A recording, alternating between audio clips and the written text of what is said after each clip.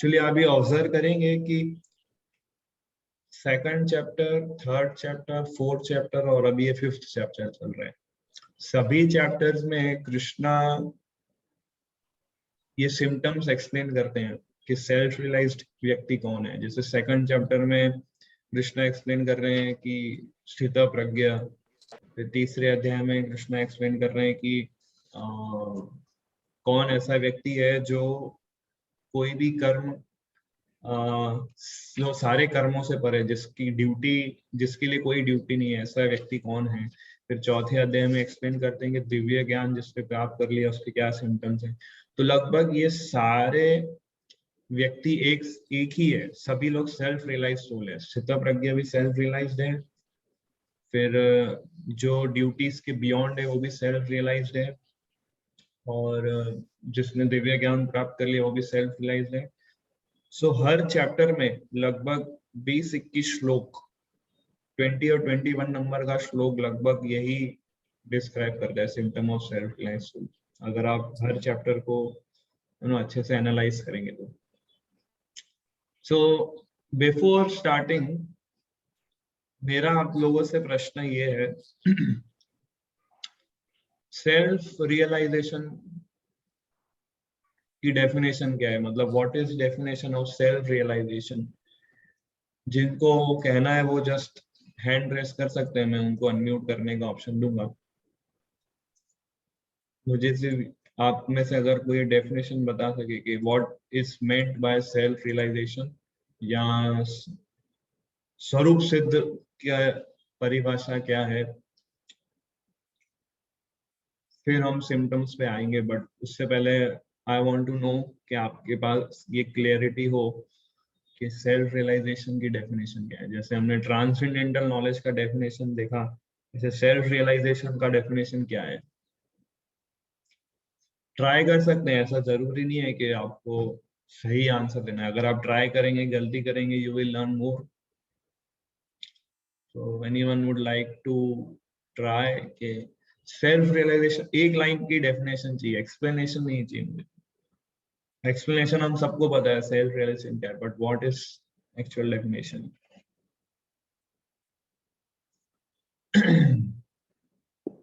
तो यहाँ पे 3 हैंड रेज हुए हैं। सो यस, खुशबू माता जी कैन ट्राई। सेल्फ रियलाइजेशन का डेफिनेशन आप बताइए। जिनको अपनी आइडेंटिटी का ज्ञान हो।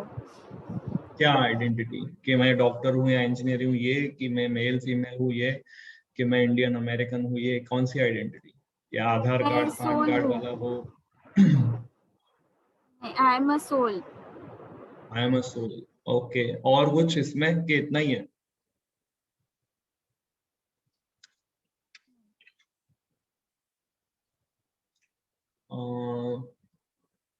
आई एम अ सोल ये इनकम्प्लीट है, उसमें और भी पॉइंट्स ऐड होते हैं।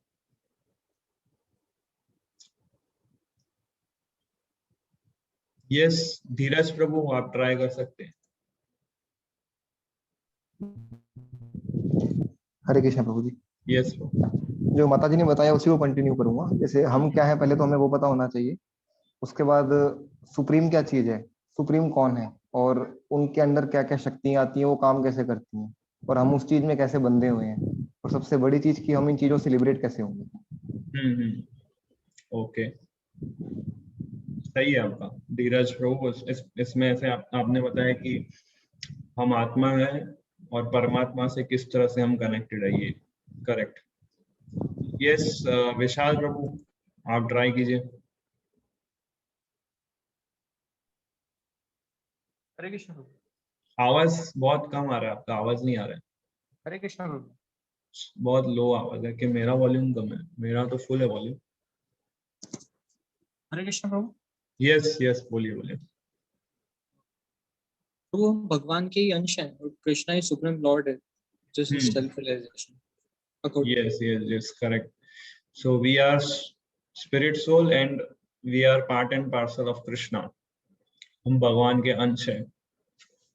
इस डेफिनेशन को और थोड़ा और थोड़ा हम एक्यूरेटली समझते हैं कि मैं आत्मा हूं और मैं कृष्ण का अंश हूं। व्हाट इट एक्चुअली मीन्स, इसको एक्यूरेटली और कोई डिफाइन कर सकता है? एक्यूरेटली यस, निश्चित प्रभु आप ट्राई करेंगे? मैं आत्मा हूं और मैं कृष्ण का अंश हूं, इसको और एक्यूरेटली आप सेल्फ रियलाइजेशन से कनेक्ट करके कैसे बताएंगे? हरे कृष्णा प्रभु। यस, बोलिए तो बोलिए। हमें भगवान को प्रसन्न करना चाहिए, हम कैसे प्रसन्न करें, हमें ये सोचना चाहिए। हम भगवान को कैसे प्रसन्न करें ये सोचना चाहिए। ओके हाँ, वो हमेशा हमसे सभी हमको सदैव प्रसन्न रहे, हमें ऐसा बनना चाहिए प्रभु।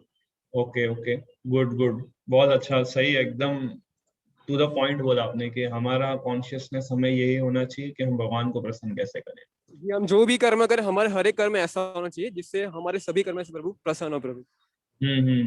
Correct correct. सो निश्चित प्रभु ने जैसे सही बताया कि हम भगवान के अंश है, पार्ट एंड पार्सल है। इसका अर्थ है कि हमारी कॉन्शियसनेस ऐसे होनी चाहिए कि हम भगवान की प्रसन्नता के लिए सारे कार्य करें। और कोई अलग एंगल से इसको कोई एक्सप्लेन करना चाहे या कोई अपना रियलाइजेशन शेयर करना चाहे इस विषय पर? यस ओपी प्रभु, आप ट्राई कर सकते हैं। प्रभु जी, हरे कृष्ण। सो हम भगवान के अंश है और भगवान की प्रसन्नता के लिए हमें सारे कार्य करने चाहिए। और इस ज्ञान में जो स्थिर हो, जो इस ज्ञान में बिल्कुल स्थिर हो गया, वो सेल्फ रियलाइज्ड पर्सन है। करेक्ट, जो इस ज्ञान में स्थिर हो गया वो सेल्फ रियलाइज्ड पर्सन है।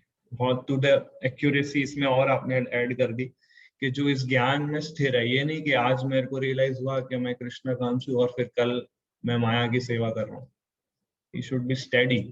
यस, और अलग एंगल से कोई अपना रियलाइजेशन शेयर करना चाहेगा सेल्फ रियलाइजेशन को लेके? ट्राई कर सकते हैं आप लोग। आप लोग अगर बोलेंगे तो you will learn many things, अगर आप सिर्फ सुनेंगे यू विल लर्न ओनली 50%। सो जिनको भी बोलना है वो अपना हैंड रेस कर सकते हैं, मैं उनको फिर अनम्यूट करने का ऑप्शन दूंगा। आप खुद अनम्यूट करके नहीं बोल सकते क्योंकि किसी का भूल से अनम्यूट हो जाता है तो मुझे इसको बार बार म्यूट करके डिस्ट्रैक्शन होता है। तो इसलिए आप लोग हैंड रेस कीजिए जिनको कुछ बोलना है, तो फिर मैं आपको अनम्यूट करने का ऑप्शन दूंगा।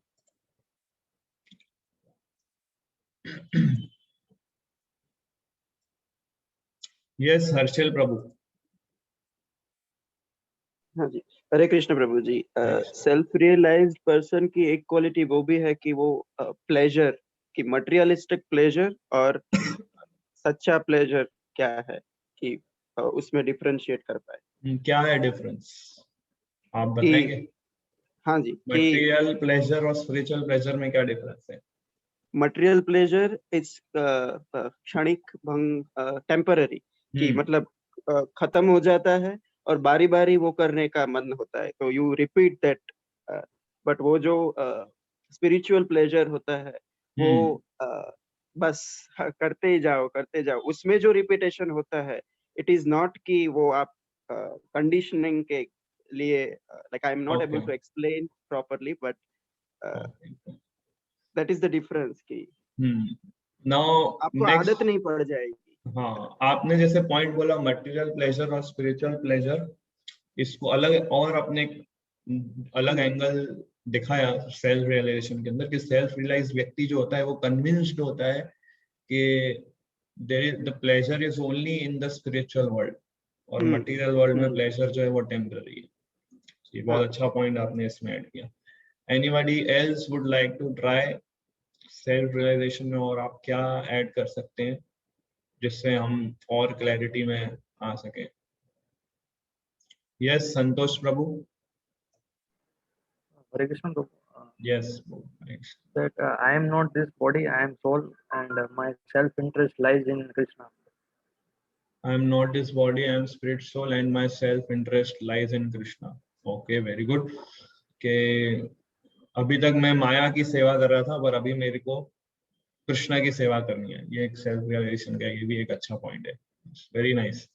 तो आप लोग सब अच्छे अच्छे पॉइंट्स बोल रहे हैं, मेरे अंदर भी रियलाइजेशन आ रहे हैं, नए नए पॉइंट्स, वेरी गुड। और कोई ट्राई करना चाहेगा? जिसने एक बार भी नहीं बोला है वो प्लीज ट्राई कर सकते हैं। योगेश प्रभु है, विशाल प्रभु है, विनय प्रभु है, परम प्रभु, नयन प्रभु, देन नैनिका माता जी, खुशबू माता जी, डेरा टू खुशबू, केयूर प्रभु, फिर अरविंद प्रभु। यस दर्शना माता जी, आप ट्राई कीजिए सेल्फ रियलाइजेशन में, और कुछ अलग एंगल्स या अलग कोई रियलाइजेशन हो आपका, you can please share. Hare Krishna Prabhu ji. Hare Krishna. Self realisation means the senses not controlled by us, मतलब हमारे सेंसेस हम खुद उन्हें कंट्रोल कर सके, वो हमें कंट्रोल नहीं कर पाए। We are not controlled by senses. Yes. Yes, and the soul knows that the birth and death is apart from that thing. जन्म मृत्यु से हमें कोई फर्क नहीं पड़ता है, हम एक सोल हैं जो हम सिर्फ अपने सुप्रीम लॉर्ड की सेवा करना है। Yes, yes. So ये बहुत अच्छा पॉइंट इसमें माता जी ने शेयर किया कि हम सेंसेस से कंट्रोल नहीं होते, रादर इसमें हम एक और पॉइंट ऐड कर सकते हैं, that Krishna is controlling the senses of self realised person. वो खुद अपने सेंसेस को कंट्रोल नहीं करता है, उसके सेंसेस भगवान कंट्रोल करते हैं। बट जो सेल्फ रियलाइज नहीं है उसके साथ क्या होता है कि वो खुद अपने सेंसेस से कंट्रोल हो जाता है। उसके सेंसेस बोलेगी इधर जाओ तो उधर जाएगा, ये खाओ तो ये खाएगा, और ये सुनो तो ये सुनेगा, ये देखो तो वो देगा। मीन्स वो व्यक्ति जो सेल्फ रियलाइज नहीं है वो इंद्रियों से कंट्रोल हो जाएगा, और जो सेल्फ रियलाइज है उसकी इंद्रियां भगवान कंट्रोल करते हैं। So this very another good point. Yes Vishal Prabhu, और कुछ आपको ऐड करना हो इसमें? प्रभु जी, जैसा कि हम कृष्णा से है, हम कृष्णा के लिए हैं, और हर चीज उन्हीं के लिए है। Everything in this world, everything in this world, every soul, everything, material, non-material, everything को हमें ये कॉन्शियसनेस रखना चाहिए, और ये अगर रहती है तो it means we are, yes, that means everything means Krishna is the proprietor of everything। वो सभी के, हर वस्तु के प्रोपराइटर है और हर वस्तु के कंट्रोलर है, और ये कॉन्शियसनेस से हमें हर वस्तु के साथ या हर व्यक्ति के साथ डील करना चाहिए। सो इससे हमारा, इसको सेल्फ रियलाइजेशन से कैसे कनेक्ट करेंगे कि everything Krishna is proprietor of everything, इसको सेल्फ रियलाइजेशन से कैसे कनेक्ट करेंगे प्रैक्टिकल एस्पेक्ट में? प्रभु इट मींस हमारा नेचर चेंज होगा उससे, ऐसा कैसा? मतलब यस, मतलब थॉट प्रोसेस में क्या चेंज आ सकते हैं? थॉट प्रोसेस में प्रभु हम है ना बहुत पायस हो जाएंगे प्रभु। एवरीथिंग हम स्पिरिचुअल, हमारा जो लाइफ है वो बहुत अच्छा हो जाएगा। हमारे अंदर जो जितने भी दोष है उन सब से मुक्त हो जाएंगे, क्योंकि हम सेल्फ को हटा ही देंगे। मैं शब्द हट जाएगा हम में से, जो सारे दुखों का कारण है। तो हम ऐसे बोल सकते हैं कि हम सुख दुख से ऊपर उठ जाएंगे, हम लोग डिस्टर्ब नहीं होंगे टेम्पररी सिचुएशन से, because everything is controlled by Krishna. Yes yes, very good point.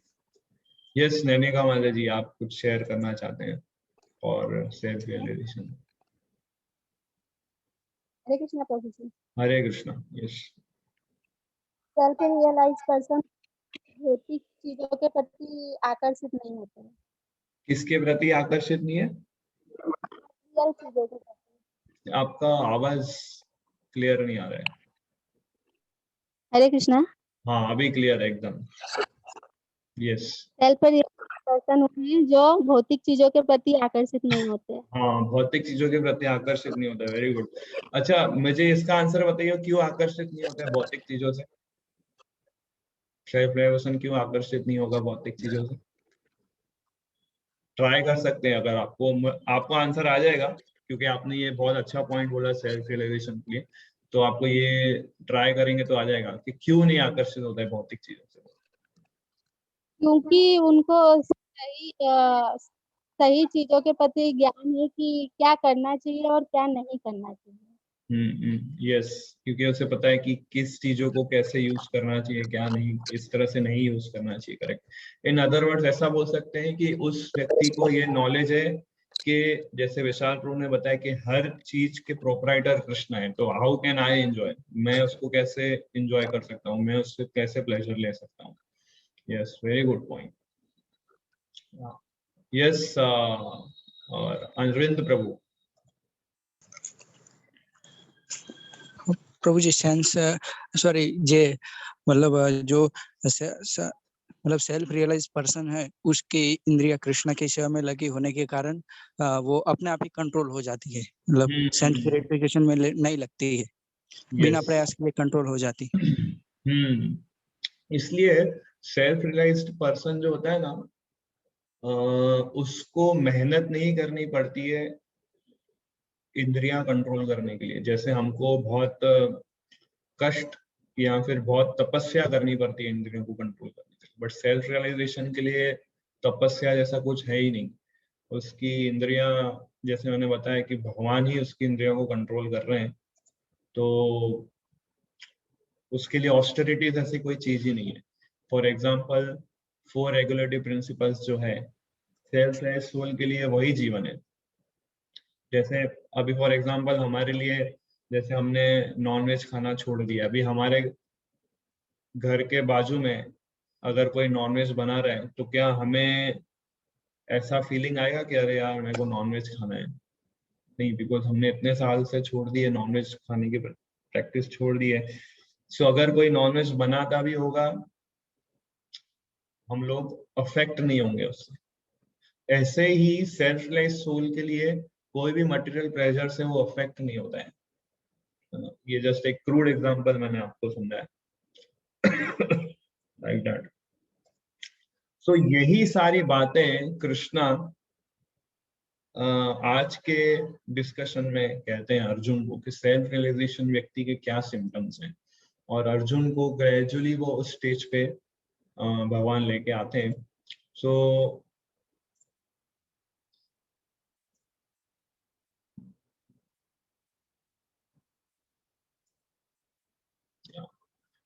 श्लोक नंबर 19 हम पढ़ते हैं। बिफोर दैट किसी को अगर ट्राई करना है श्लोक पढ़ना हो किसी को, तो वो लोग भी हैंड रेस कर सकते हैं। मैं सबको चांस दूंगा, अगर आप में से किसी को संस्कृत श्लोका और उसका ट्रांसलेशन जिसको पढ़ना हो, दे कैन रेज हैंड और फिर वो अनम्यूट करके बोल सकते हैं। Anybody would like to read the Sanskrit shloka in translation?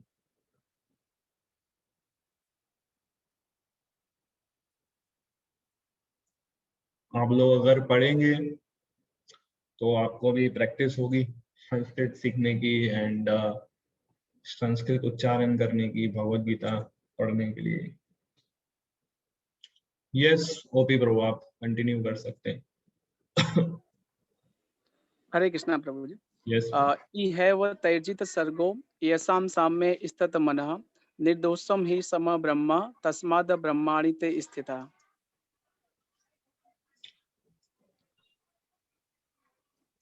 Yes. जिनके मन एकतव्य तथा समता में स्थित है, उन्होंने जन्म तथा मृत्यु के बंधनों को पहले ही जीत लिया है। वे ब्रह्म के समान निर्दोष हैं और सदा ब्रह्म में ही स्थित रहते हैं। तो यहाँ पे भगवान बोल रहे हैं कि जिनका मन एकत्व तथा समता में स्थित है। एकत्व मतलब इक्विलिब्रियम। अभी कैसा है, हमारा माइंड इक्विलिब्रियम में नहीं है। माइंड इक्विलिब्रियम में रहने का अर्थ क्या है? एग्जाम्पल, फॉर एग्जाम्पल कल हमारा बर्थडे है फॉर एग्जाम्पल, तो हम लोग बहुत खुश हो जाएंगे कि यस मेरा बर्थडे, अभी बहुत सारे लोग विश करने आएंगे और सब फ्रेंड्स के कॉल्स को हम एक्सपेक्ट करेंगे कि वो मुझे कॉल करके विश करेंगे, मेरे फैमिली मेंबर्स मुझे विश करेंगे, कोई मेरे लिए गिफ्ट लाएगा, कोई मेरे को व्हाट्सएप मैसेज भेजेगा, कोई फेसबुक मैसेज भेजेगा, है ना। वी बिकम्स वेरी एक्साइटेड, हम बहुत खुश फील करते हैं क्योंकि हमारा जन्मदिन है, राइट। और अगर परसों मेरा एग्जामिनेशन का रिजल्ट है और मैं उसमें फेल हो गया, तो हम क्या दुखी हो जाएंगे। कि अरे अभी मैं सब फ्रेंड्स को क्या बोलूंगा, वो लोग मेरे बारे में कैसा सोचेंगे कि मैं पढ़ता अच्छे से नहीं हूँ, लिखता अच्छे से नहीं हूँ, टीचर्स जो है मुझे मूर्ख समझेंगे। तो हमारा माइंड इस तरह से इक्विलिब्रियम में नहीं है। अगर अच्छी सिचुएशन आती है तो वी बिकम वेरी हैप्पी, और अगर कुछ बुरा होता है तो हम दुख मनाते हैं। बट सेल्फ रियलाइज सोल का माइंड जो है वो इक्विलिब्रियम में होता है, सुख में भी और दुख में भी वो एजिटेट नहीं होता है मन से, है ना। इसको बोलते हैं एकत्व यानी कि इक्विलिब्रियम। और समता, समता मीन्स कि हर परिस्थिति को वो समान दृष्टि से देखता है। एक तरह से देखें तो दोनों सिमिलर वर्ड्स में, एकत्व और समता।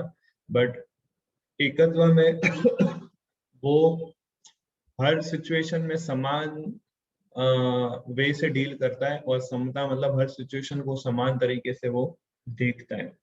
और अगर कोई व्यक्ति का माइंड इक्विलिब्रियम हो जाए तो कृष्णा क्या कहते हैं कि वो जन्म तथा मृत्यु के बंधन को पहले ही जीत लेता है। मतलब जिसका माइंड इक्विलिब्रियम इक्विपोइज हो जाता है ना, वो बर्थ और डेथ को जीत लेता है, जो सबसे बड़ी विक्ट्री मानी जाती है। अभी के टाइम पे हम लोग क्या समझते हैं कि विक्ट्री मतलब क्या, कि मैंने टॉप मार्क्स से ये एग्जाम क्लियर किया, या फिर मैंने कोरोना वैक्सीन ले ली, उसको आज लोग विक्ट्री मानते हैं। या फिर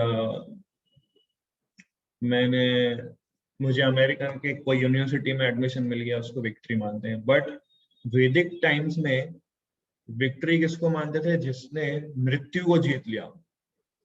और आजकल के लोग जो है वो ये बोलते हैं मृत्यु तो आने ही वाली है, तो उस पे हम क्यों इतना मेहनत करें, और उस पे जीतने का, वो एनी हाउ सब लोग मरने ही वाले। तो इसलिए आज के समय में जन्म मृत्यु को जीतने वाले व्यक्ति को कोई कोई इतना इम्पोर्टेंस नहीं है ना। लोग समझते कि जन्म मृत्यु को पे विजय प्राप्त करना एक बड़ा अचीवमेंट है। People can not conceive this point, but as per Krishna the biggest victory is कि अगर हमने जन्म और मृत्यु को पहले से ही जीत लिया है। प्रभुपाद इसी श्लोक के लेक्चर में बोलते हैं कि श्लोक को समझाते हुए बोलते हैं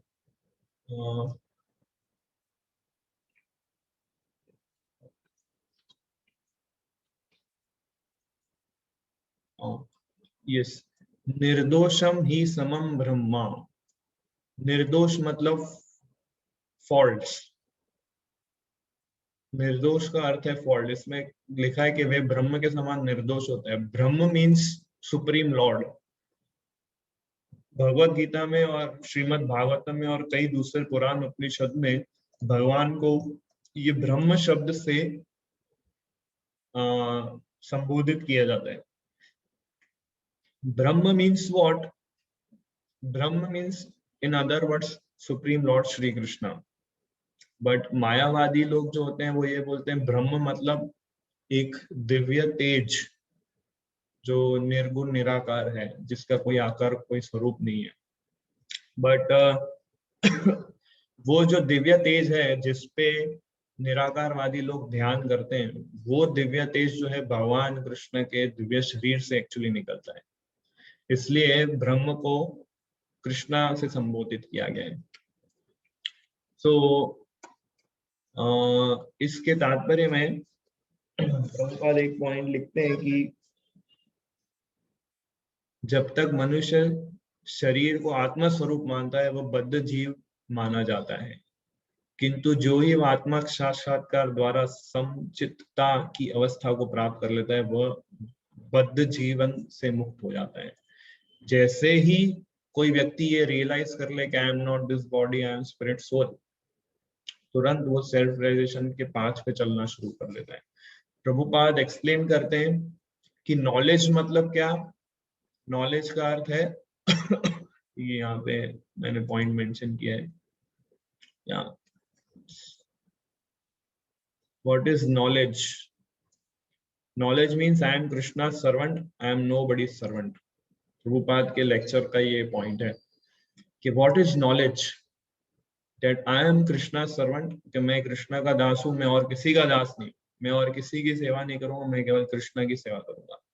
और what is self realisation? Krishna Prabhupada अपने लेक्चर में बताते हैं सेल्फ रियलाइजेशन की डेफिनेशन क्या है, कि अभी तक मैं माया की सेवा कर रहा था, पर अभी मैं कृष्णा की सेवा करूंगा, ये सेल्फ रियलाइजेशन है।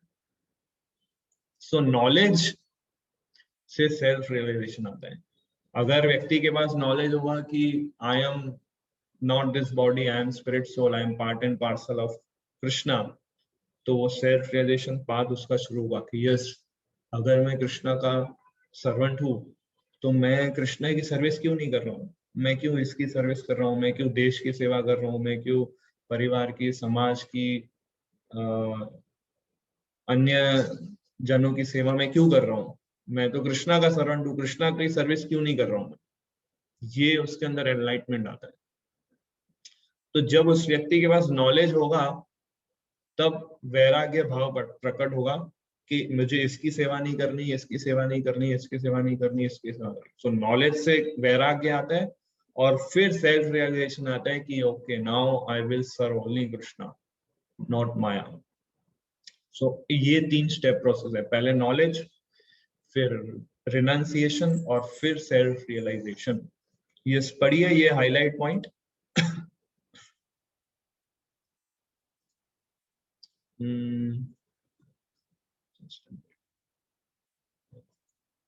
यस प्रभु, आप पढ़ सकते हैं हाईलाइट। भगवान निर्दोष हैं क्योंकि वे आसक्ति अथवा घृणा से रहित हैं। इसी प्रकार जब जीव आसक्ति अथवा घृणा से रहित होता है तो वह भी निर्दोष बन जाता है और वैकुंठ जाने का अधिकारी हो जाता है।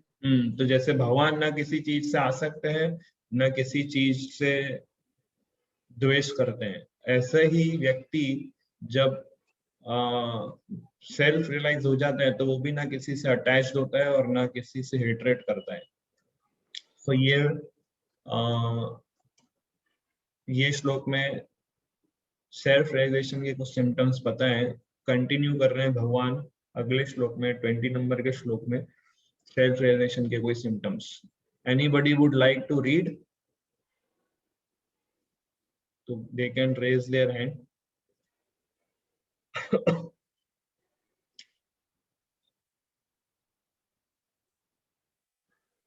कोई पढ़ना चाहेगा संस्कृत श्लोका एंड ट्रांसलेशन?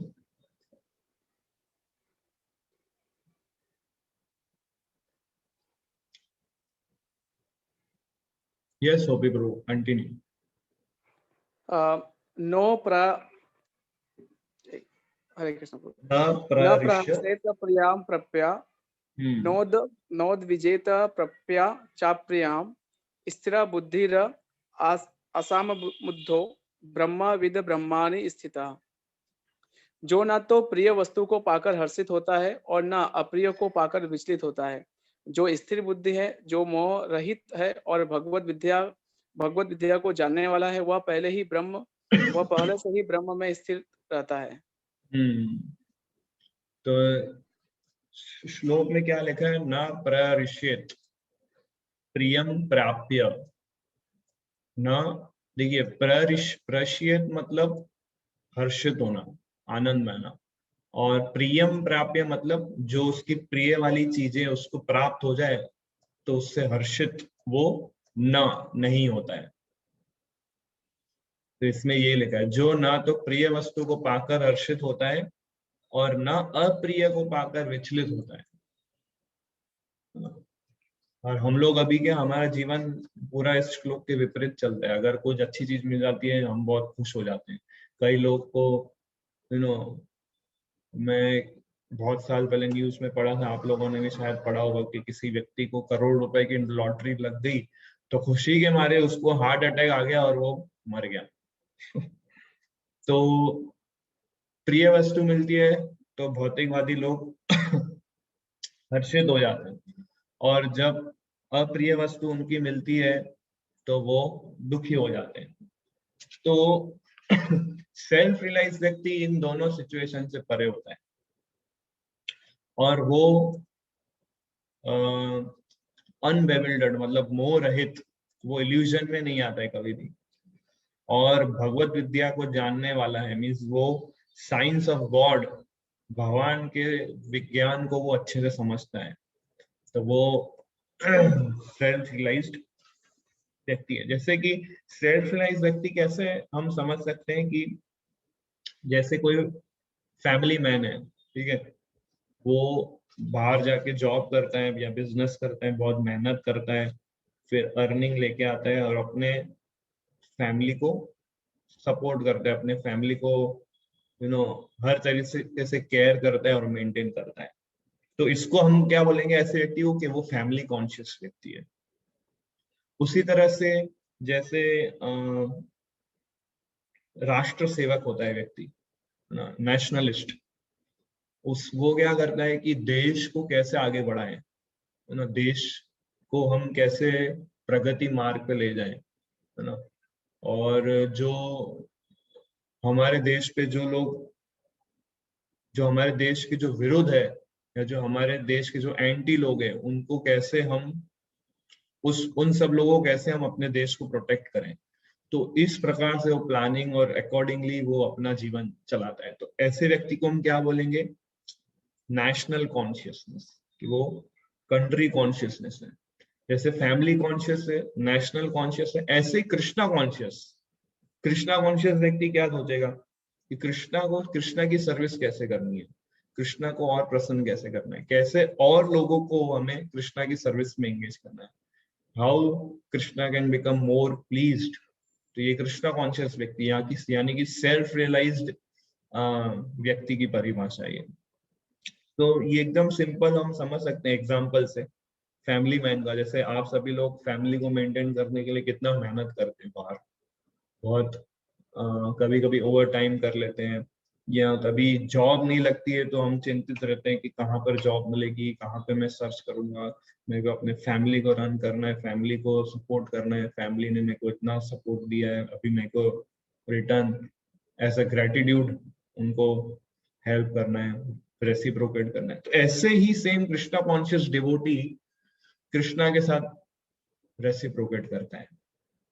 कृष्णा ने क्या कहा है भगवत गीता के अंदर, उसको समझने का प्रयास करता है और अकॉर्डिंगली अपने जीवन में उतारता है, so that Krishna can become more please with me. तो इस प्रकार से उसकी कॉन्शियसनेस वर्क करती है। तो ये एक एग्जाम्पल देके प्रभुपाद इस श्लोक में समझाते अपने लेक्चर में, इसी श्लोक के ऊपर ये एग्जाम्पल देते हैं। सो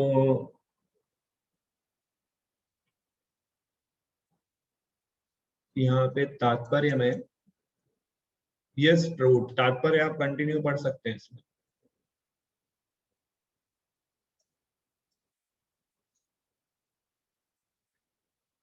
फिर आप अनम्यूट करके तात्पर्य पढ़ सकते हैं। यहाँ पर स्वरूप सिद्ध व्यक्ति के लक्षण दिए गए हैं। पहला लक्षण यह है कि उसमें शरीर और आत्मतत्व के तदात्म्य का भ्रम नहीं रहता। वह यह भली भांति जानता है कि मैं यह शरीर नहीं हूँ, अपितु भगवान का एक अंश हूँ। अतः कुछ प्राप्त होने पर न तो उसे प्रसन्नता होती है और न शरीर की कुछ हानि होने पर शोक होता है। मन की यह स्थिरता स्थिर बुद्धि या आत्मबुद्धि कहलाती है। अतः वह न तो स्थूल शरीर को आत्मा मानने का भूल करके मोहग्रस्त होता है और न शरीर को स्थायी मानकर आत्मा के अस्तित्व को ठुकराता है। इस ज्ञान के कारण वह परम सत्य अर्थात ब्रह्म, परमात्मा तथा भगवान के ज्ञान को भली भांति जान लेता है। इस प्रकार वह अपने स्वरूप को जानता है और परब्रह्म से हर बात में तदाकार होने का कभी यत्न नहीं करता।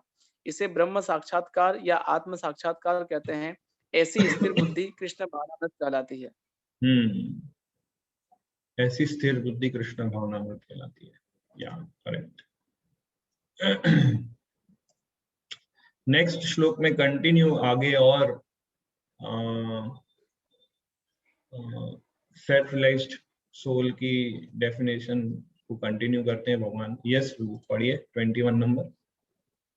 बाह्य स्पर्शेष्व आसक्त आत्मा विन्दत्य आत्मानि यत् सुखम सा ब्रह्म योग युक्त आत्मा सुखम अक्षयम अंशुवते।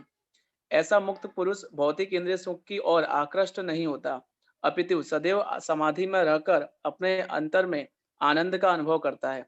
इस प्रकार स्वरूप सिद्ध व्यक्ति परब्रह्म में एकाग्रचित होने के कारण असीम सुख भोगता है। ऐसा मुक्त, देखिए अभी गीता के अंदर आप ये शब्द हिंदी मतलब हिंदी में आप ऐसे देखेंगे कि ऐसा मुक्त पुरुष या फिर ऐसा सिद्ध पुरुष, तो पुरुष शब्द आता है तो इसका मतलब ये नहीं कि जो स्त्रियां हैं, जो औरतें हैं, जो लड़की है वो ये अचीवमेंट प्राप्त नहीं कर सकती। एक्चुअली ये सिर्फ ट्रांसलेशन में शब्द आता है, बाकी आप इंग्लिश पढ़ेंगे तो इंग्लिश में लिखा है सच अ लिबरेटेड पर्सन। तो पर्सन शब्द यूज किया है प्रभुपाद ने। तो person can be either man और वुमेन और बॉय और गर्ल।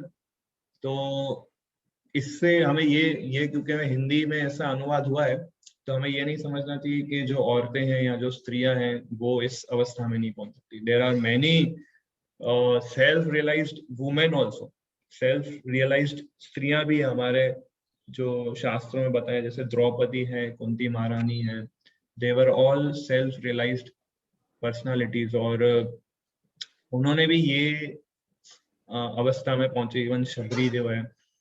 सो इसमें ऐसा लगे भौतिक इंद्रिय सुख की और आकृष्ट नहीं होता है और सदैव समाधि में रहकर अपने अंतर में आनंद का अनुभव करता है। तो एक सिम्टम भगवान ने ये बताया कि एक्सटर्नल एनवायरनमेंट से वो प्रभावित नहीं होता है और इंटरनल एनवायरनमेंट में वो एंजॉय करता है। सदैव समाधि में रहकर मींस एक्सटर्नल वर्ल्ड से वो डिटैच हो जाता है और इंटरनल वर्ल्ड से वो कनेक्ट हो जाता है। इसलिए वो असीम सुख, इसलिए वो ही व्यक्ति एक्चुअल में हैप्पीनेस को रियलाइज कर सकता है, रियल हैप्पीनेस को रियलाइज कर सकता है। सो यहाँ पे भगवान स्पेसिफिकली सेल्फ रियलाइज्ड सोल की एक सिम्टम बताते हैं कि वो सेंस ग्रेटिफिकेशन में इन्वॉल्व नहीं होता है। वो सेंस ग्रेटिफिकेशन में इंडल्ज नहीं करता है अपने आप को, वो उससे बहुत दूर रहता है क्योंकि वो रियलाइज कर चुका है कि there is no pleasure in this material world. और इसी का ही पॉइंट, बहुत अच्छा पॉइंट प्रभुपाद तात्पर्य में लिखते हैं यमुनाचार्य के विषय में। पढ़िए तात्पर्य।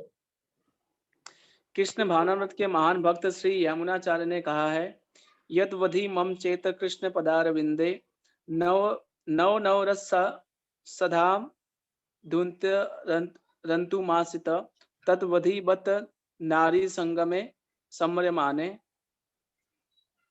भवती ओके भवती भवती भवती मुख विकार सुष्टु निष्ठिवनम च। सो इसका ट्रांसलेशन सभी अच्छे से पढ़िएगा और सुनिएगा। ये हमारे आचार्य एक है यमुनाचार्य, वो क्या कह रहे हैं सेल्फ रियलाइजेशन व्यक्ति के लिए, वो खुद अपना रियलाइजेशन शेयर कर रहे हैं। यस।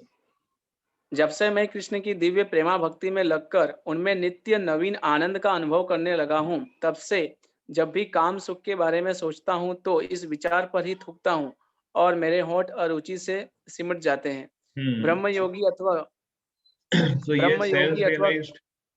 So ये सेल्फ रियलाइज्ड सोल, एक सेकंड।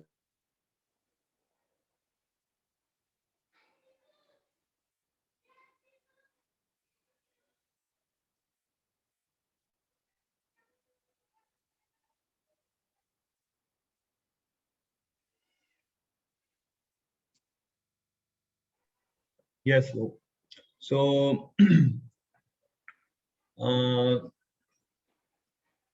सेल्फ रियलाइज्ड सोल जो है वो इंद्रिय तृप्ति से दूर रहता है और उसके मन में अगर इंद्रिय तृप्ति का विचार आता भी है तो उसको एकदम ऐसा लगता है कि अरे ये क्या विचार आ गया, और उस विचार पे थूक लेता है वो।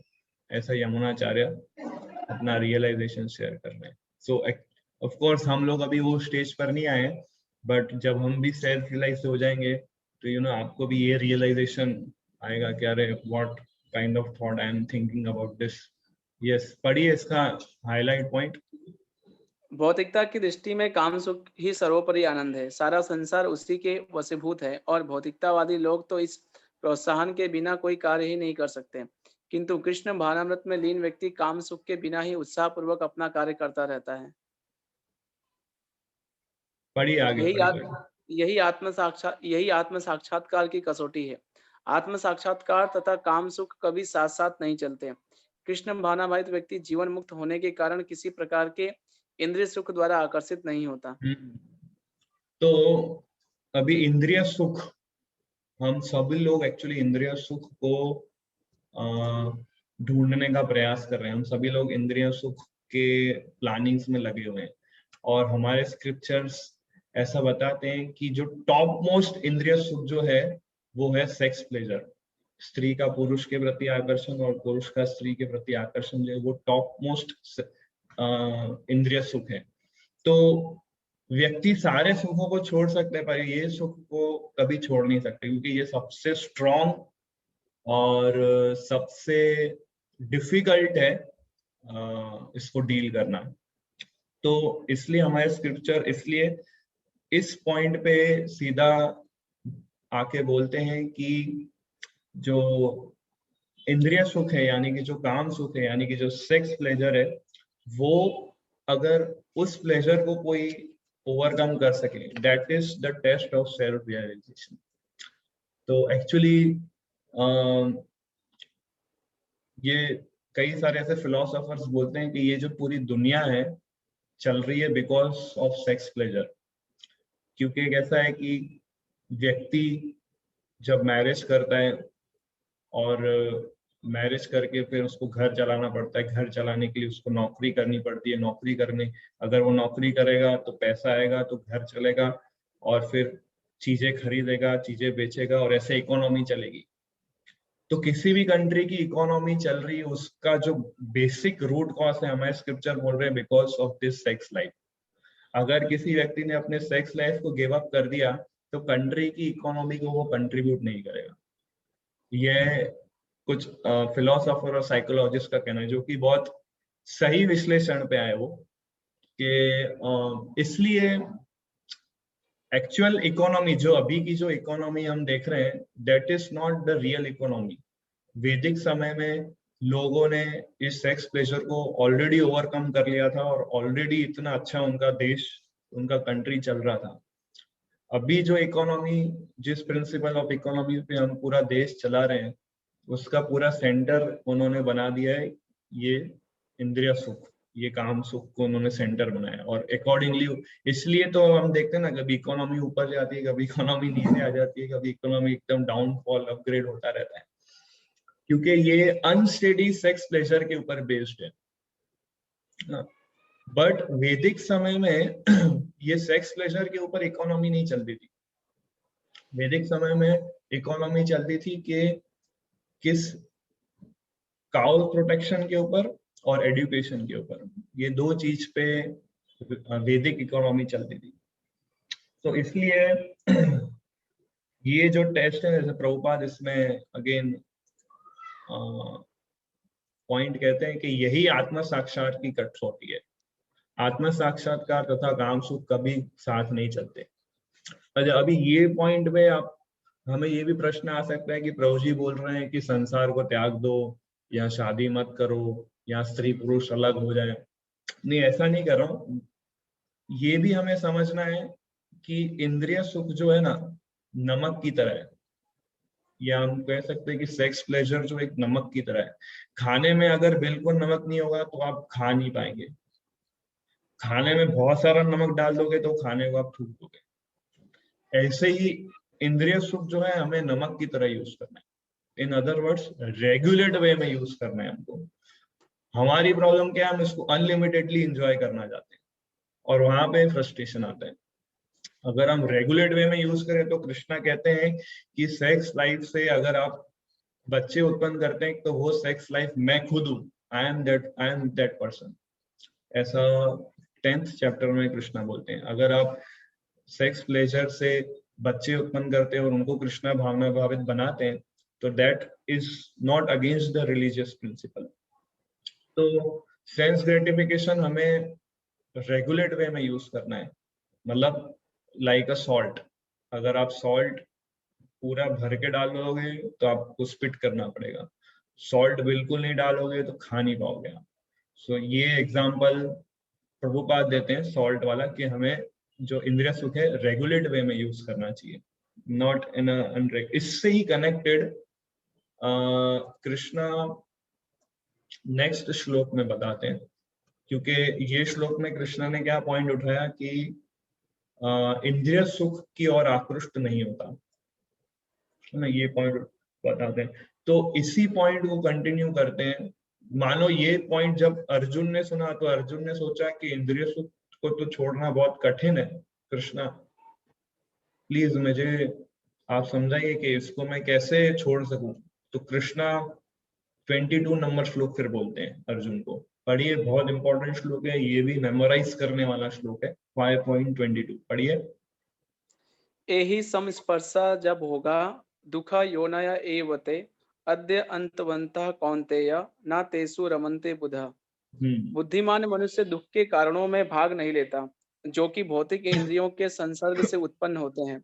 हे कुंती पुत्र, ऐसे भोगों का आदि तथा अंत होता है, अतः चतुर व्यक्ति उनमें आनंद नहीं लेता। यस, कितना क्लियर कट भगवान बोल रहे हैं, बुद्धिमान मनुष्य दुख के कारणों में भाग नहीं लेता जो कि भौतिक इंद्रियों के संसर्ग से उत्पन्न होता है। तो कहते हैं कि इंद्रिया, हमारे सेंसेस जो 5 इंद्रिय वो और सेंस ऑब्जेक्ट, ये दोनों का जब कांटेक्ट होता है तो उससे दुख प्रोड्यूस होता है। बट हमारा एक्सपीरियंस क्या है, हमें लगता है अरे इसमें तो सुख प्रोड्यूस होता है, बट कृष्णा कह रहे हैं कि इससे दुख प्रोड्यूस होता है। और इंटेलिजेंट व्यक्ति ऐसे इंटरेक्शन को इंपॉर्टेंस नहीं देता है क्योंकि उसमें दुख प्रोड्यूस होता है, इसलिए ऐसे भोगों का आदि तथा अंत होता है, अतः चतुर व्यक्ति उनमें आनंद नहीं लेता। देखिए ये भी एक रियलाइजेशन वाला पॉइंट ही है। कृष्णा इसमें बोल रहे हैं कि wise man does not delight in this. देखिए जैसे हमारे बॉडी के अंदर कुछ प्लेजर पॉइंट्स दिए भगवान ने, 5 प्लेजर पॉइंट्स दिए, आईज, ईयर्स, नोज, टंग और टच, स्किन। तो इसको, इसके कनेक्टेड ऑब्जेक्ट्स भी भगवान ने बनाए हैं कि शब्द, स्पर्श, रूपा, रसा और गंधा, के कानों से अच्छा सुनना, आंखों से अच्छी चीजें देखना, नोज से अच्छे अच्छे फ्रेगनेंस को स्मेल करना, फिर टंग से अच्छी अच्छी वस्तु को टेस्ट करना, और टच से कोई अच्छे चीजों को स्पर्श करना या फिर अपोजिट सेक्स को टच करना, उससे जो आनंद मिलता है। तो ये 5 प्लेजर पॉइंट्स भगवान ने हमारे शरीर में डाले हैं। तो अभी बद्ध जीवात्मा के साथ कैसा होता है कि जब वो फर्स्ट टाइम किसी प्लेजर वस्तु के संपर्क में आता है, उसको बहुत आनंद मिलता है। जैसे फॉर एग्जांपल अगर आप कभी इस्कॉन गए हो मंदिर, तो वहां पे आप जब फीस्ट प्रसाद लेने बैठते हैं तो सब गुलाब जामुन देते हैं सबको। तो गुलाब जामुन आप जब टेस्ट करते हैं तो हमें कैसा अनुभव होता है कि एक और गुलाब जामुन हमें मिले। तो जब भी कंडीशन सोल कुछ सेंस एंजॉयमेंट का प्लेजर एक्सपीरियंस करता है तो उसको ऐसा लगता है wow what a nice experience, मुझे और गुलाब जामुन खाना है। तो उसको क्या, वो रिपीट करना चाहता है, ही वांट्स मोर गुलाब जामुन। और फिर जब वो गुलाब जामुन खाते जाएगा और तो नेक्स्ट डे क्या होगा, उसका पेट दुखेगा या उसको डायरिया हो जाएगा। इसलिए भगवान इस श्लोक में क्या बोल रहे हैं कि ये जो इंद्रिय सुख है, इंद्रिय सुख में से दुख उत्पन्न होता है। इंद्रिय सुख से जो हमें इनिशियली जो प्लेजर उत्पन्न होता है वो इमेजिनरी प्लेजर है। क्योंकि फॉर एग्जांपल आप गुलाब जामुन खा रहे हैं, आपने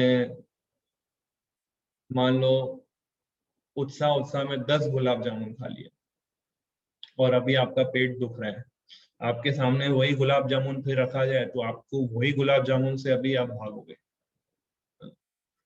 तो एक्चुअली में जो शुरू में जो आपको आनंद आ रहा था वो इमेजिनरी आनंद था, इसका मतलब, क्योंकि अभी आपको तो दुख ही हो रहा है। इसलिए हमारे स्क्रिप्चर्स कहते हैं कि इंद्रिय तृप्ति से हमेशा एंड रिजल्ट दुख ही होता है। एक और एग्जांपल, फॉर एग्जांपल एक लड़का है और एक लड़की है, दोनों एक दूसरे से प्रेम करते हैं और अभी उन दोनों की मैरिज हो जाती है, husband wife, they are now living for 2 years 3 years उनके हो गए मैरिज को लेके। After 3 years for example husband ऐसा सोचता है कि अरे अभी मेरे को बोरिंग लग रहा है, मैं कोई और लड़की से अट्रैक्ट हूँ, अभी मुझे उससे विवाह करना है ना, मैं कुछ प्लान बनाता हूँ। तो फिर वो हस्बैंड क्या करेगा कि वो जो लड़की जिसपे उसका अफेयर है उससे वो रिलेशन बनाना शुरू करेगा, और फिर वो जो लड़की है उसके जब रिलेटिव्स को पता चलता है कि ये ऐसा कर रहे हैं तो उसके रिलेटिव्स आके उस हस्बैंड को बहुत मारते हैं। प्लस ये जो हस्बैंड जिसने अपनी वाइफ से शादी की है उसके रिलेटिव्स भी आके उस हस्बैंड को मारते हैं। तो ये एग्जांपल मैंने इसलिए दिया क्योंकि जैसे ही हस्बैंड प्रयास कर रहा था उस लड़की से आनंद प्राप्त करने का, बट एंड रिजल्ट क्या मिल रहा है, दुख। सब लोग उसको मार रहे हैं और फिर उसको अपना इमेज उसका डाउन उसको करना पड़ता है। सो कहने का तात्पर्य ये है कि सेंस ग्रेटिफिकेशन में जब भी व्यक्ति इंडल्ज होगा उसको एंड में दुख होगा या फिर उसकी इंप्रेशन डाउन हो जाएगी। अगर हम गुलाब जामुन वाले का एग्जांपल लें, अगर आप एक गुलाब जामुन टेस्ट कर रहे हैं और फिर जो गुलाब जामुन बांट रहा है उसको आप सीक्रेटली बुला रहे हैं कि प्रभु जी आप आइए, मेरे को थोड़ा एक और गुलाब जामुन दे सकते हैं, तो बोला लिमिटेड क्वांटिटी है प्रभु जी, सॉरी, और फिर वो चला जाता है। फिर 2-3 मिनट के बाद आप फिर से उसको बताते हैं प्रभु जी आप देखिए ना, अगर आप प्लीज और 1-2 गुलाब जामुन दे सके, और फिर वो आपको चिल्लाता है कि बोला मैंने लिमिटेड है, और सब लोग सुनते हैं और आपको इंसल्टिंग फील होता है, एम्बैरेसिंग फील होता है, अरे प्रभु जी सबके सामने मुझे चिल्ला रहे हैं। तो सेंस ग्रेटिफिकेशन का एंड रिजल्ट हमेशा ये निकलेगा कि either you have to suffer और you have to take the insult. तो कंडीशन सोल क्या है, प्लेजर में इतना एब्जॉर्ब है कि वो एंड रिजल्ट पे उसका ध्यान ही नहीं रहता है, एंड रिजल्ट को वो कंसिडर ही नहीं करते हैं। Material object is not the source of happiness. Actually ये एक इमेजिनेशन ही है जो हमने क्रिएट की है। और एक्चुअली दूसरी समस्या ये है कि हमारी जो बॉडी है, जो ये जो इंद्रियां हैं, ये बॉडी केवल लिमिटेड एंजॉयमेंट के लिए बनी है, और आत्मा जो हमारी एक्चुअल आइडेंटिटी है, आत्मा जो है अनलिमिटेड एंजॉयमेंट के लिए बनी है। इसलिए भगवान कहते हैं ना दूसरे अध्याय में जब हमने डिस्कस किया कि आत्मा को ना मारा जा सकता है, ना काटा जा सकता है, ना सुखाया जा सकता है, ना जलाया जा सकता है। आत्मा अगर स्पिरिचुअल वर्ल्ड चले जाए वहां पे वो अनलिमिटेड गुलाब जामुन खा सकती है बिना पेट दर्द किए। बट वही आत्मा जब इस भौतिक शरीर में आएगी, इस भौतिक संसार में आएगी, तो उसको, क्योंकि उसकी बॉडी लिमिटेड है, उसकी इंद्रियां लिमिटेड है, उसको लिमिटेड एंजॉयमेंट मिलेगा। अभी प्रॉब्लम क्या हो गया है कि आत्मा को अनलिमिटेड एंजॉयमेंट चाहिए, पर उसके पास जो इंस्ट्रूमेंट है ये शरीर, वो लिमिटेड एंजॉयमेंट के लिए बना है, और इसलिए फ्रस्ट्रेशन होता है उसको। तो इसलिए इंटेलिजेंट व्यक्ति ये सोचता है कि मेरा जो बॉडी है वो लिमिटेड एंजॉयमेंट के लिए बना है, और मैं अननेसेसरी अनलिमिटेड प्लान को सब्सक्राइब कर रहा हूँ, और वहां पे उसको फ्रस्ट्रेशन आता है। इसलिए आत्म साक्षात्कार स्टेज पे आने से पहले हमें प्रॉपरली ये नॉलेज होना चाहिए, इंटेलेक्चुअली हम कन्विंस्ड होने चाहिए कि there is no pleasure in this material world, otherwise आप फ्रस्ट्रेट रहेंगे या फिर आपकी इंप्रेशन डाउन जाएगी। तो अर्जुन को भगवान यही समझा रहे हैं कि इंद्रियां सुख का मुख्य जो उद्देश्य, जिस उद्देश्य से हम इंद्रिया सुख कर रहे हैं, उसका एंड रिजल्ट हमेशा सफरिंग ही होगा। और ईशोपनिषद करके ग्रंथ है, उसमें भगवान ये समझाते कि हर एक व्यक्ति के लिए एक पर्टिकुलर कोटा बना है, और वो कोटा में रह के उसको अपना जीवन जीना है। और कंडीशन लिविंग एंटिटी की समस्या ये है कि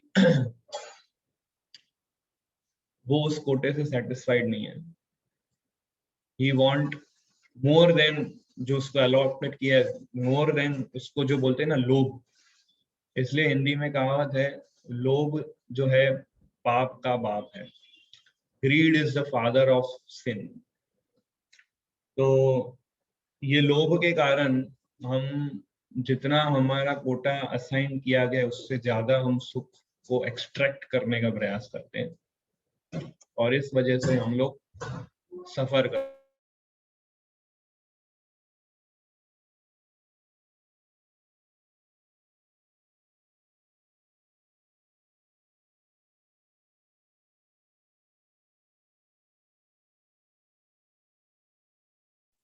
Yes. So, what was the last point?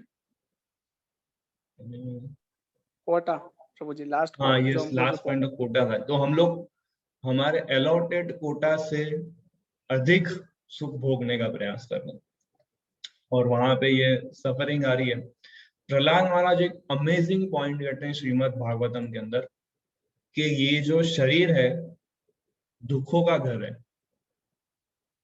तो ये दुख का जो घर है हमारा शरीर, वो सुख का सोर्स कैसे बन सकता है? जैसे भगवान को प्रे करते हैं। देखिए अभी हमारे शरीर के हर एक पार्ट का एक एक डॉक्टर है। आंखों का डॉक्टर है, उसको ऑप्थेल्मोलॉजिस्ट बोलते हैं। दांत का डॉक्टर है, उसको डेंटिस्ट बोलते हैं। हड्डियों का डॉक्टर है, ऑप्थेल्मोलॉजिस्ट, ऑर्थोपेडिक बोलते हैं। फिर स्किन के डॉक्टर डर्मेटोलॉजिस्ट बोलते हैं। फिर ब्रेन के डॉक्टर को न्यूरोलॉजिस्ट बोलते हैं। हर एक लिम्ब का एक एक डॉक्टर है, हर एक पार्ट का एक एक डॉक्टर है। सोचिए मतलब हर एक पार्ट सक्षम है हमको दुख पहुंचाने के लिए।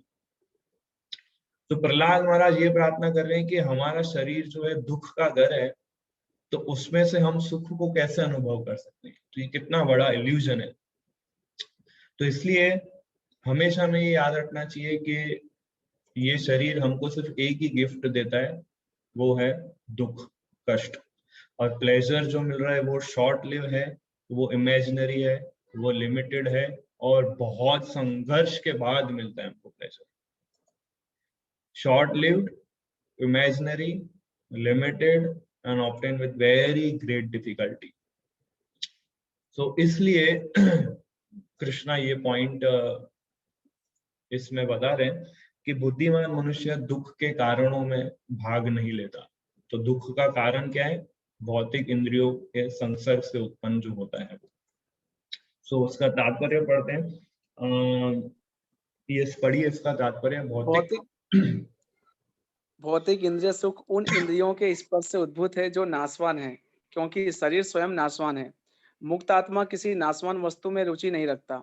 दिव्य आनंद के सुखों से भली भांति अवगत वह भला मिथ्या सुख के लिए क्यों सहमत होगा? पद्म पुराण में कहा गया है,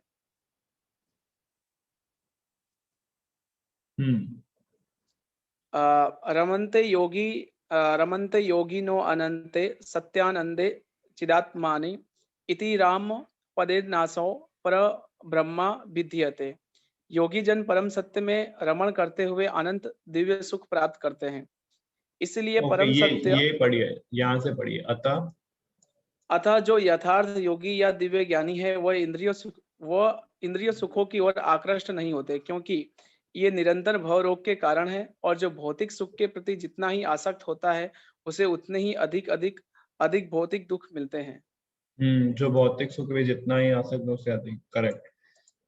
सो इतना सुनने के बाद अर्जुन थोड़ा घबरा जाता है और वो ये मानो ऐसा बोल रहा हूँ कृष्ण को, कृष्णा मैं तो इंद्रिय तृप्ति को तुरंत तो नहीं छोड़ सकता, मैं इतने समय से इंद्रिय तृप्ति करते आ रहा हूँ।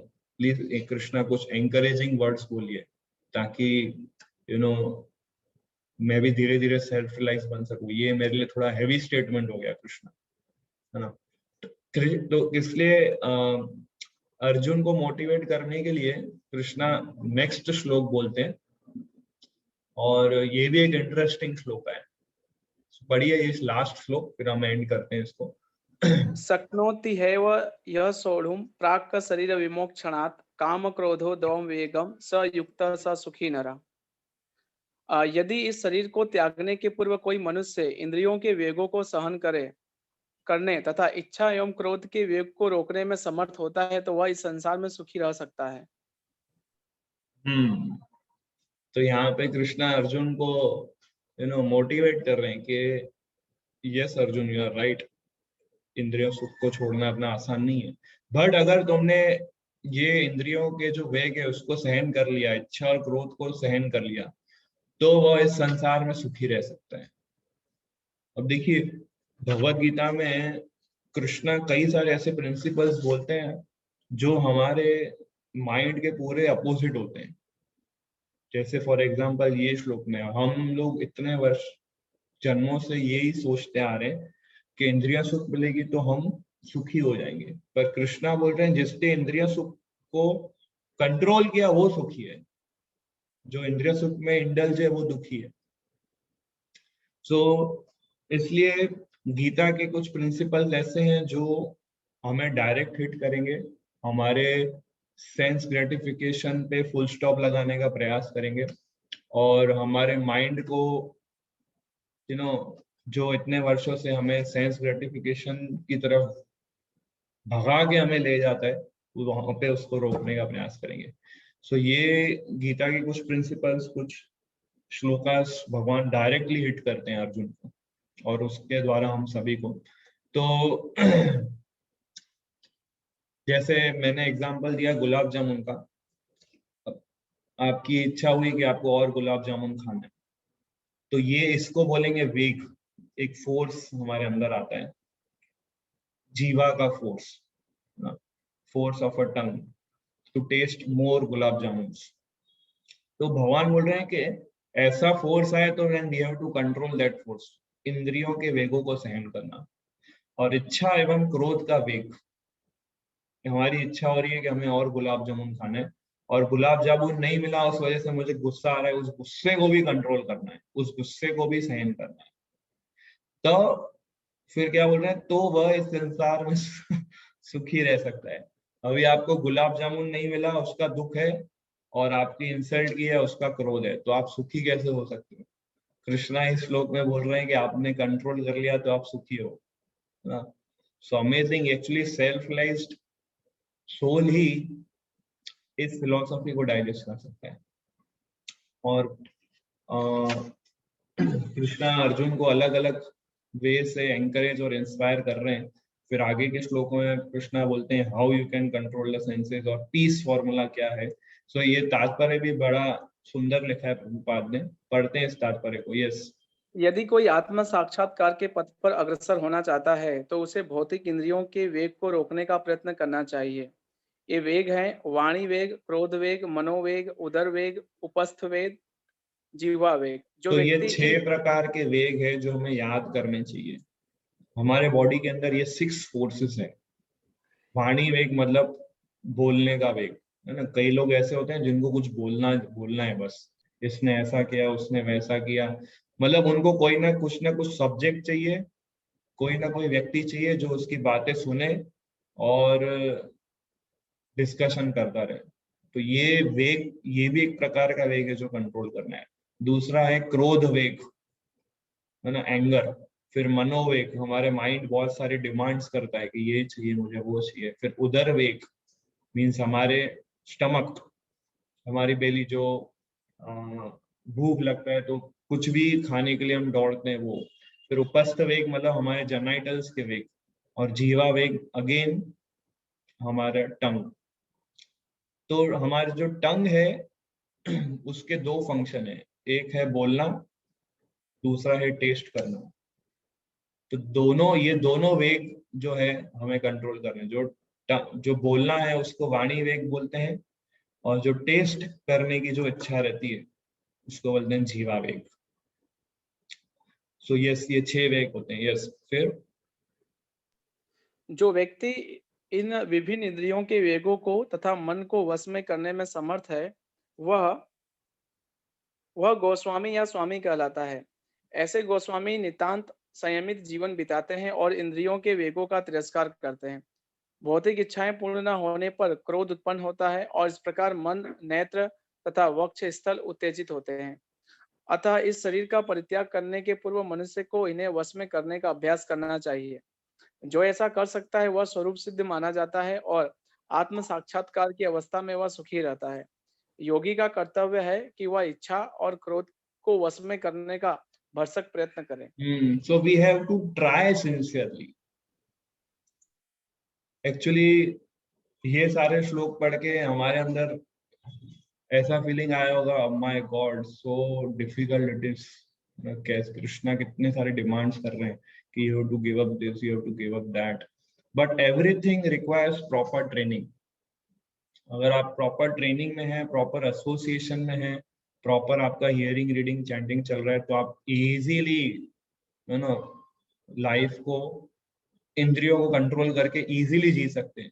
अभी हमारे माइंड में ऐसा इमेजिनेशन होगा कि मैं इंद्रियों के वेगों को कंट्रोल करना है, क्रोध को कंट्रोल करना है और इच्छाओं को कंट्रोल करना है, मैं अपनी पर्सनालिटी दबा रहा हूँ और मैं अपने आप को स्क्वीज करके बंद कर दूंगा। नो, कृष्णा ऐसी पर्सनालिटी हमसे एक्सपेक्ट नहीं कर रहे हैं, है ना, कि ये नहीं करना है और वो नहीं करना है, बट हायर टेस्ट को एक्सपीरियंस करना है। अगर आपने हायर टेस्ट को एक्सपीरियंस कर लिया तो आपके लिए इंद्रिया कंट्रोल बच्चों का खेल है, ऐसा हो जाएगा। वो हायर टेस्ट क्या है, कृष्णा आगे के श्लोक में बताएंगे अर्जुन को। पहले अर्जुन को बताया कि लोअर टेस्ट बहुत खराब है, इसको छोड़ना है अर्जुन। हम लोग अभी लोअर टेस्ट में फंसे हुए हैं। 24 नंबर के श्लोक से भगवान हायर टेस्ट के बारे में बताएंगे कि ये हायर टेस्ट पे आप फोकस करो, लोअर टेस्ट अपने आप चला जाएगा। हमारी अभी कंडीशनिंग ये है कि हम लोअर टेस्ट से इतना अट्रैक्ट हो गए हैं और उसमें इतने एब्जॉर्ब हो गए, जैसे कि कैसे कि कोई व्यक्ति गटर में गिर जाता है और गटर में एक बार गिर गया तो गिर ही गया, मतलब फिर उसी में ही नहाता है, वही सब पूरा अपने बॉडी में पूरा लगा दिया है, उसमें ही वो एब्जॉर्ब हो गया है। जब तक वो बाहर आके देखेगा नहीं कि स्वच्छ व्यक्ति कैसा है, उसके लिए गटर की लाइफ को छोड़ना एक इम्पॉसिबल टास्क हो जाएगा अगर वो उसी में ही पड़ा रहा। सो ये लोअर टेस्ट को छोड़ना हमें अभी बहुत कठिन लगेगा। उसमें भी जो सबसे टॉप मोस्ट जो सेक्स प्लेजर है, जो लोअर मोस्ट टेस्ट है, उसको छोड़ना ऑलमोस्ट इम्पॉसिबल है। बट कृष्णा ऐसा रेकमेंड करते हैं कि we have to regulate lower taste और साइमल्टेनियसली हमें हायर टेस्ट को प्राप्त करने का प्रयास करना चाहिए। वो हायर टेस्ट क्या है, we will discuss in next class. So किसी का कोई प्रश्न है, कोई डाउट है, कोई कमेंट्स है, दे कैन शेयर।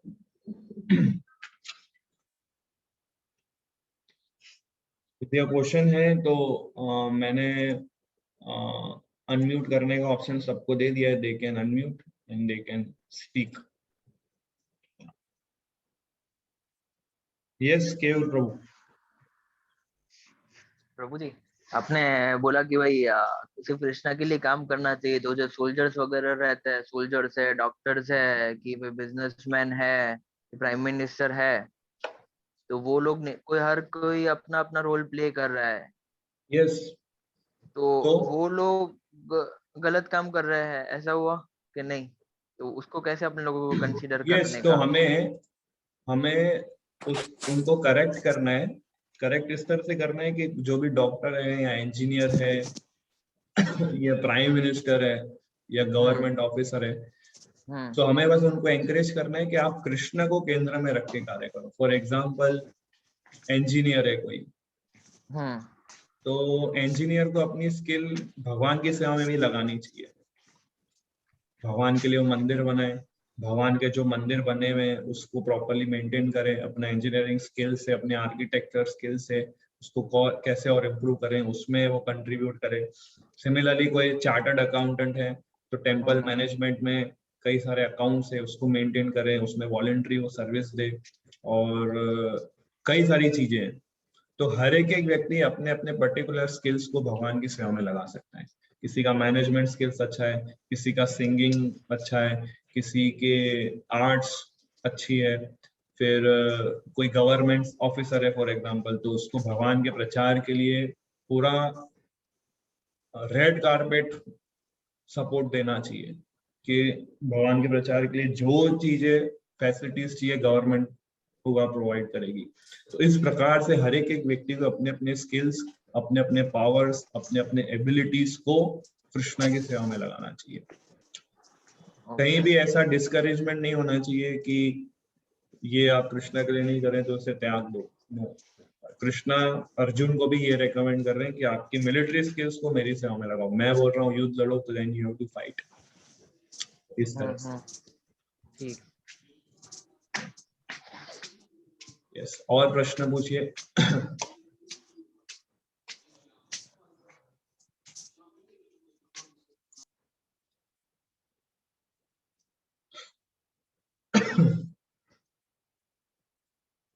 यस खुशबू माता जी, यू कैन आस्क। प्रभु जी, मेरा क्वेश्चन कृष्णा कॉन्शियसनेस से रिलेटेड ही है, पर इस टॉपिक से बाहर है। यस पूछिए। मैंने 10 ऑफेंसेस के बारे में पढ़ा था, उसमें आई थिंक 7th या 8th ऑफेंस है कि किसी अनफेथफुल इंसान को कृष्णा कॉन्शियसनेस के बारे में नहीं बताना चाहिए। 9th ऑफेंस है वो, 9th ऑफेंस। या हाँ, अश्रद्धालु को कृष्ण नाम की महिमा का उपदेश देना है। हाँ, करेक्ट करेक्ट। दूसरी ओर सुना है कि बहुत प्रीचिंग करना चाहिए, तो ये कॉन्ट्राडिक्टरी नहीं हो गया? एक्चुअली इसको हम ऐसे समझ सकते हैं कि हमें पता नहीं है कौन श्रद्धावान है और कौन श्रद्धावान नहीं है, राइट? तो क्योंकि हमें इंफॉर्मेशन नहीं है, तो इसलिए हमें सबको जनरल प्रीचिंग करना चाहिए। क्या प्रीचिंग करना चाहिए कि आप भगवान का नाम लीजिए, बस। उनको भगवान की महिमा का उपदेश नहीं, भगवान की महिमा का उपदेश सबको नहीं सुनाना है, ठीक है? अभी आप सबको जेनरिक प्रचार करेंगे तो कुछ इंटरेस्टेड लोग आपके पास सामने से आएंगे, तो जो सामने से आपके पास आए उनको फिर और डिटेल्स में बताइए कि भगवान का नाम जब आप लेंगे तो उससे ये लाभ आपको प्राप्त होंगे। पर आप ओपनली प्रीचिंग कर रहे हैं जनरल मास को, तो उसमें आपको डिटेलिंग डिस्क्राइब नहीं करनी है। अगर आप डिटेलिंग डिस्क्राइब करेंगे तो उसमें जो श्रद्धालु व्यक्ति नहीं है वो फिर ऑफेंस करेगा, फिर आपको भी ऑफेंस लगेगा। इसलिए सबको जेनरिक वे में हमें एंकरेज करना चाहिए कि आप लोग भगवान के नाम का जाप कीजिए, कृष्णा कॉन्शियसनेस को एक्सेप्ट कीजिए, उससे आपको लाभ होगा, आपका जीवन सुखमय रहेगा और आपको कष्टों से मुक्ति मिलेगी। इस प्रकार से हम प्रीचिंग कर सकते हैं।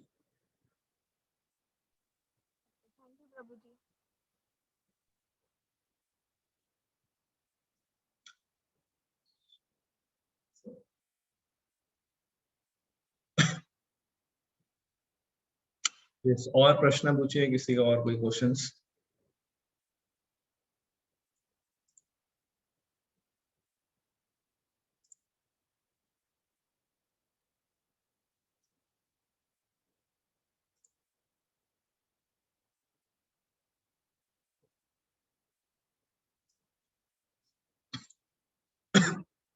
Any questions, any comments?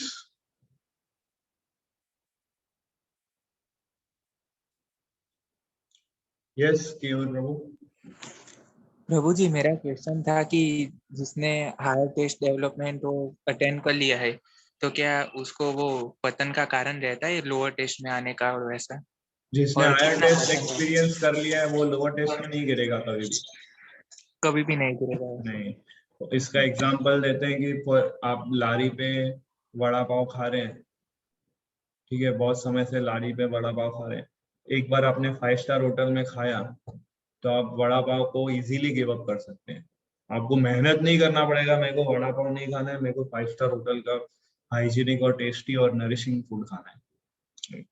तो इसी प्रकार से जिसने रेस्टोरेंट का पिज्जा और नरिशमेंट वाला फूड खाया है वो इजीली लारी वाले खाने को रोक सकता, अपने आप कंट्रोल कर सकता है।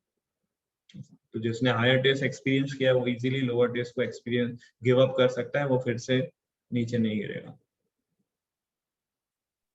Thank you Prabhu ji.